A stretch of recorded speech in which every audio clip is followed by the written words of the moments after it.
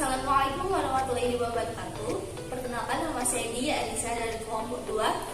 Di sini saya akan membahas terkait tugas metabolisme tumbuhan yang berjudul metabolit sekunder pada bunga melati atau Jasminum samba.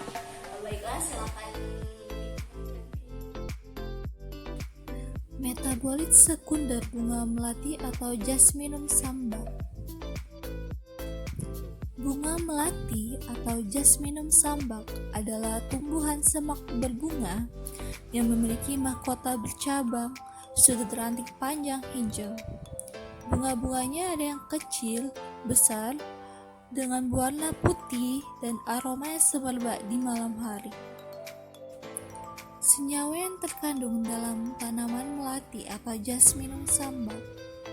Pada bunga terdapat minyak atsiri, asam benzoat, dan sesquiterpene.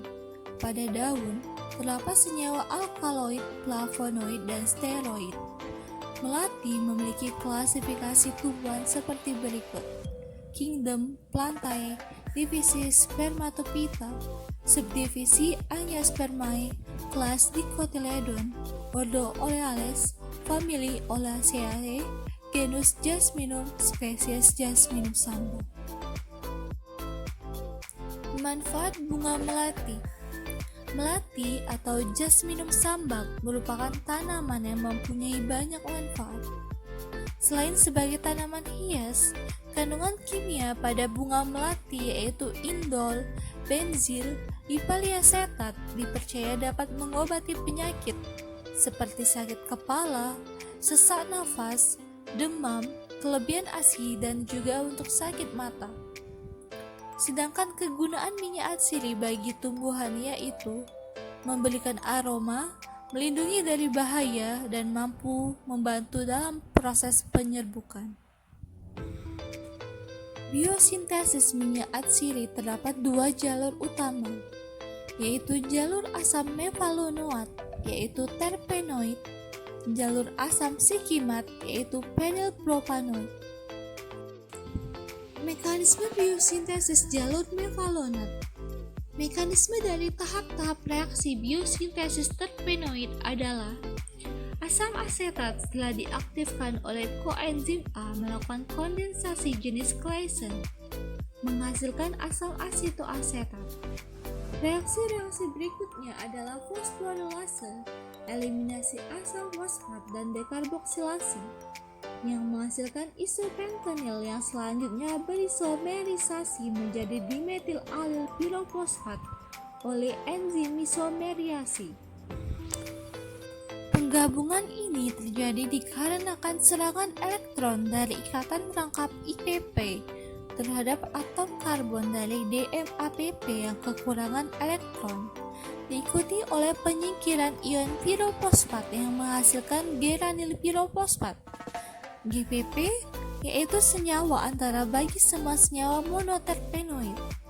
Penggabungan selanjutnya antara satu inti IPP dan GPP dengan mekanisme yang sama menghasilkan farnesil pirofosfat yang merupakan senyawa antara bagi semua senyawa sesquiterpenoid.